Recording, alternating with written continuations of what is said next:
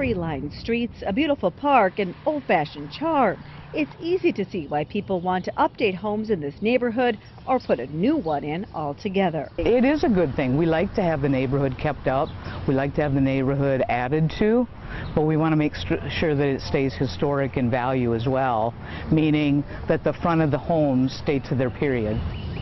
Because McKinnon Park is a historic district, any exterior work, additions, and new construction must go through the city's Historic Preservation Board for review. It maintains the integrity of the area.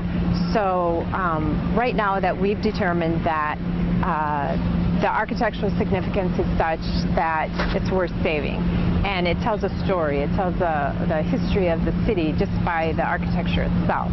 In some cases, property owners want to tear down an existing house and put up a new one. The sale of this home on South 4th Avenue is contingent on the board approving the plans in July for demolition. Any plans for a new home must meet the standards set by the Secretary of Interior for historic properties.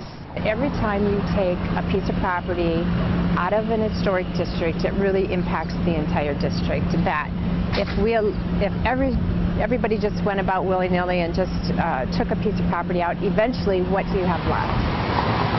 But cross 26th Street from McKinnon Park into Pendar Lane and you're out of the historic district. And while the homes may be just as stately, there isn't any red tape to build or remodel. Unfortunately, right now, some people want, a large house like you would get in a subdivision, but the lots are quite small, and so we want to preserve this feel of the old neighborhoods where you have a nice lawn and trees. Linda Barker raised her now-grown children in this 1937 home. She's happy the city is finally taking steps to make the Pendar Lane area from 26th to 33rd Streets and 4th to Phillips Avenue a historic district. Well, I just think it gives people an idea, if they do move in, the historic significance of the neighborhood, and if they do choose to remodel or change the facade of a house, that they keep it in a historic perspective. Well, I have a design background, and so it was really important to me while we updated this house and made it more functional for our family today. It was really important to respect the existing architecture and just enhance it. Going across the front. Patty and Scott Abdallah are remodeling their 1937 home on Pendar Lane. They even found the original plans tucked away inside and say they're doing all they can to keep with the period of the home while making it work for their family. But they're not sold on being forced to go through a city board for such projects. Well, I have mixed emotions about it. On the one hand, I think it's good that it keeps some consistency or tries to keep some consistency in the neighborhood, which everybody wants.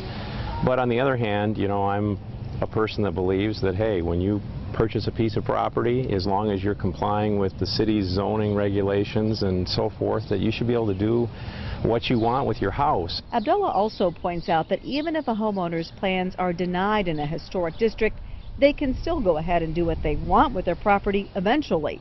But the city says what homeowners learn in the process does help preserve history. Meanwhile, it's hired a New Mexico company to survey the Pendar Lane neighborhood to see if it will qualify for historic preservation. Maybe if there were a design review, people would, be more cognizant of the historic nature of the neighborhood and try and do their remodeling or their retrofitting to fit the historic character. But the wheels have just started turning in the process to make the Pendar Lane neighborhood a historic district, and that could take anywhere from 2 to 4 years. With Eye on Camelband, I'm Angela Kennecke.